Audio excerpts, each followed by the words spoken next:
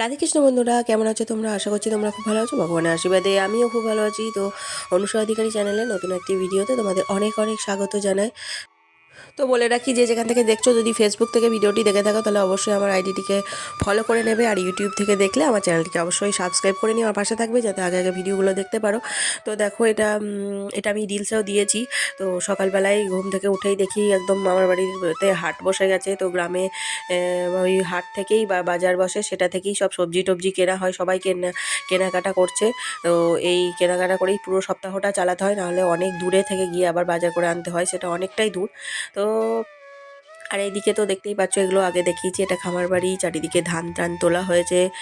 তো এটা নবানের পরের দিন মামার বাড়িতে, সেকেন্ড দিন আমার মামার বাড়িতে সেদিন কি কি করলাম, কি কি রান্না হলো, এই নিয়ে আজকের ব্লগটি। তো এটাতে অর্ধেকটা দিতে পারবো, আর বাকি রাতে গেছিলাম ঠাকুর দেখতে, ওটা আবার নেক্সট ব্লগে আসছে, নাহলে ব্লগটি অনেকটি বড় হয়ে যাবে।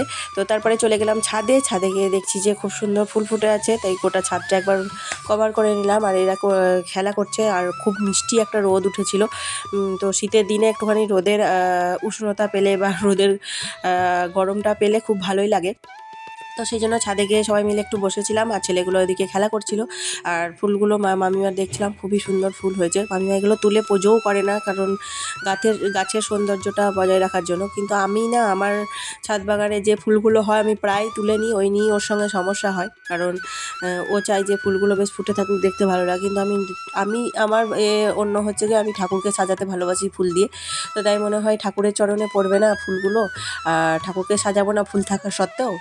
যাই হোক, যার যেটা ইচ্ছা। তো দেখো চারিদিকটা, এটা তো বললাম এই যে হাট বসেছে, ছাদ থেকেই দেখতে পাচ্ছ। আর এদিকে হচ্ছে মন্দির মানে মা সিদ্ধেশ্বরীর মন্দির। এটা তো রিলসে আগে কি বললাম তোমাদেরকে। তো তারপরে চান টান করে সিদ্ধেশ্বরী মায়ের কাছে দর্শন করতে যাব। তো তারপরে ছাদ থেকে চলে এলাম নিচেতে এসে দেখছি মামিমা ঘুগনি তৈরি করেছে। ঘুগনি, এদিকে আগের দিনকার ক্ষীর ফ্রিজে ছিল। তো নবান্নে ক্ষীর হয়েছিল, ক্ষীর, মিষ্টি, বেগনি, এসব দিয়ে আর কি জলযোগটা সারা হলো আর কি। জলখাবার, মুড়ি, ঘুগনি আর ওই বেগনি, এসব দিয়ে জলখাবারটা খেলাম। খাচ্ছি, আমার ছেলেটাও খাচ্ছে। তো মামিমা তো মানে কোনো কিছু ত্রুটি করেনি, যতটা পেরেছে আমাদেরকে আর কি ঠিক মানে যত্নার্থী করেছে আর কি মামিমা একা। তো বলে রাখি, মামিমা একা, মামিমার অপারেশন হচ্ছে, রিসেন্ট একটা অপারেশন হয়েছে, টিউমার অপারেশন হয়েছে, তার সত্ত্বেও মামিমা মানে খুব আমাদেরকে আর কি দেখেছে। তো তারপরে এসে দেখি বহুরূপী এসেছে। তো গ্রাম বাংলায় এটাও একটা খুব চেনা দৃশ্য, মানে বহুরূপী প্রায় আসতেই থাকে। ও মহাদেব সেজে এসেছিলো, তো দেখতে থাকো। এই বাবা একদিন এসেছে, আজ 21 টাকা ভোগের দাম। কৈলাসে খাবার করব তোমাদের নাম। বল শঙ্কর বাঁকামুন সুজাতার আপদ পালায় দূর কর।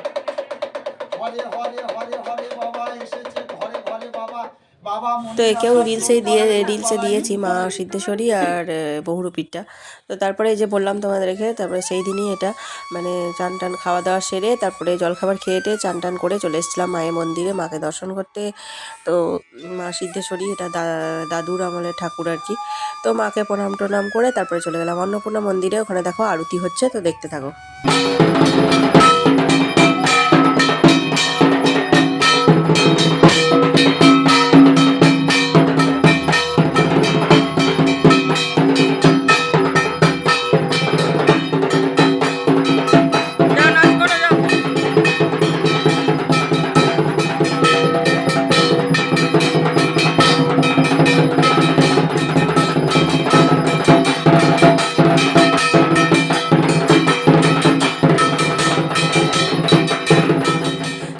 মা অন্নপূর্ণার আরতি দেখে বাড়ি চলে এলাম। বাড়ি এসে দেখি মাইমা রান্না বসিয়ে দিয়েছে, এদিকে মাছের ঝাল হচ্ছে, আর এদিকে মাছের টক নয়, এটা মাছের চাটনি বা মাছের আচারই বলতে পারো, এরকমই মানে টকটা করে ওরা আর কি। আর খুব মিষ্টি। আর এদিকে আলুটা ভেজে রাখা আছে, তো মাংস হবে তাই।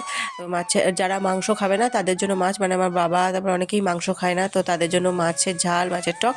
আর আমাদের মাংস হবে, তো তাই জন্য এখন সব রেডি করা হচ্ছে। এদিকে এদিকে মাংসর মশলাটা রেডি করে রেখে দিয়েছে। আর মাইমা মাছের ঝালটা হয়ে গেছে, ফুটে গেছে, তাই নামিয়ে নিল। তো মাছের ঝালটা মাইমা কোনো পেঁয়াজ ছাড়াই বানায়, বর্ধমানে মাছের ঝালটাই বেশি হয় যতবারই দেখবে মাছ মানি।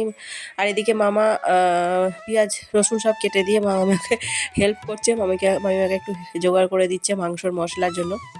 তো যেটা বলছিলাম, ওখানে মাছের ঝালটাই বেশি হয়, ঝোল খুব কম। থাকো। মাংস রান্না হচ্ছে আমাদের এখন। খুব সুন্দর রান্না করে মাইমা। রানী ঘুরে বেড়াচ্ছে। তো এখন মাংসের মশলাটা কষিয়ে নিচ্ছে মামিমা।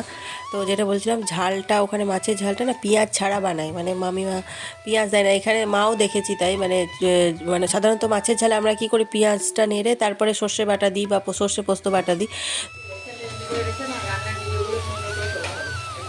ওরা পেঁয়াজ দিয়ে খায় না, বলে গ্যাস অম্বল হয় আর ভালো লাগে না। তো তার জন্য পেঁয়াজ না দিয়ে শুধু সর্ষে বাটা দিয়ে ঝালটা করে, কিন্তু টেস্টি হয়, খুব সুন্দর খেতে হয়। তো দেখো এখন মাংসটা রান্না করছে মামিমা। তো এদিকে বড় কুকারটা বের করা হয়েছে, কারণ ওখানে মাংসটা কষিয়ে টষিয়ে তারপরে কুকারে দেওয়া হবে।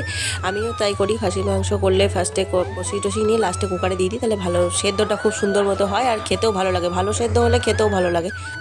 আর এদিকে ছেলেটা বদমাশি করছে, দেখলে ওইখানটাই ওদের জায়গা হয়েছিল, এই যে এই জায়গাটাই ওরে মানে দুজন মিলে এবার ওর দেখে ছোটোটাও ওটা ট্রাই করছিল, দিয়ে পড়েও গেছে অনেকবার, তবু ওইখানটাতেই খেলবে বারবার, ওই নামা ওঠা করে করে, তো ওখানেই খেলবে। আর এই যে আবার চলে এলাম রান্নাঘরে, তো তখন তো মশলাটা কষাচ্ছিল, তো তারপরে এবার মাংসগুলো দিয়ে দিচ্ছে, তখন মশলা কষিয়ে নিয়ে তারপরে মাংসগুলো দিয়ে দিচ্ছে, দিয়ে রান্না হচ্ছে এখন। বলো বাবা। তো ভয়েসটা দিতে দিতে ছেলে চলে এসেছে, তাই ওর সাথে একটু কথা বলে নিলাম। তো দেখো এবার মাংসটা পুরো কষিয়ে নেবে, আর মামিমার হয়ে যাওয়ার পর মামিমার একটু কাজে গেছিলো, তখন আবার আমিও একটুখানি কষিয়েছিলাম। তো খুব যে টেস্টি হয়েছিল মাংসটা সেদিন তা নয়, জানি না কেন। তারপরে আবার রাতে খুব ভালো লাগছিলো খেতে, কারণ দুপুরে তখন সঙ্গে সঙ্গে হয়ে না খুব একটা টেস্ট লাগছিল না। তো ফুটে আবার রাতের আর একটু ফুটানো হয়েছিল, তো ঝোল বেশি হয়ে গেছিলো, কুকারে দিয়েছিল তো এত জল দেওয়া হয়েছে, ঝোল বেশি হয়েছিল, তো রাতে টেস্টি লাগছিলো। আলু পোস্তাতে কি বড়ি দিয়েছো নাকি মাইমা? এটা বড়ি, হ্যাঁ।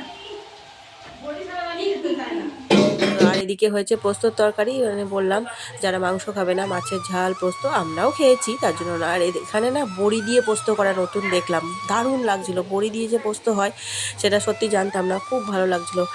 পোস্তর মধ্যে বড়িগুলো দিয়ে পোস্তর ওই সর্ষের তেলটা আর কাঁচা ওপরে সর্ষের তেল আর পোস্তগুলোর ঝোলটা ঢুকেছিল, তো খেতে খুব সুন্দর লাগছিলো। তো তোমরা একবার ট্রাই করে দেখতে পারো পোস্তর সাথে বড়ি দিয়ে। তো দেখো বললাম যে আমিও কষাবো মাংসটা, এখন আমি কষিয়ে নিচ্ছি। তো তারপরে কুকারে দেওয়া হবে, তো যত কষানো হবে তত টেস্টি হবে।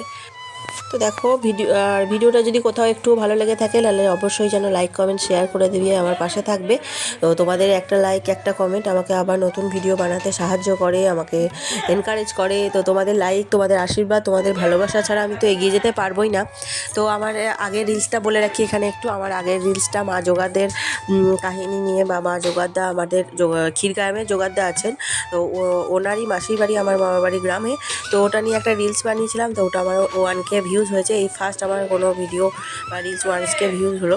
তো তার জন্য তোমাদেরকে অনেক অনেক ধন্যবাদ, অনেক অনেক থ্যাংক ইউ।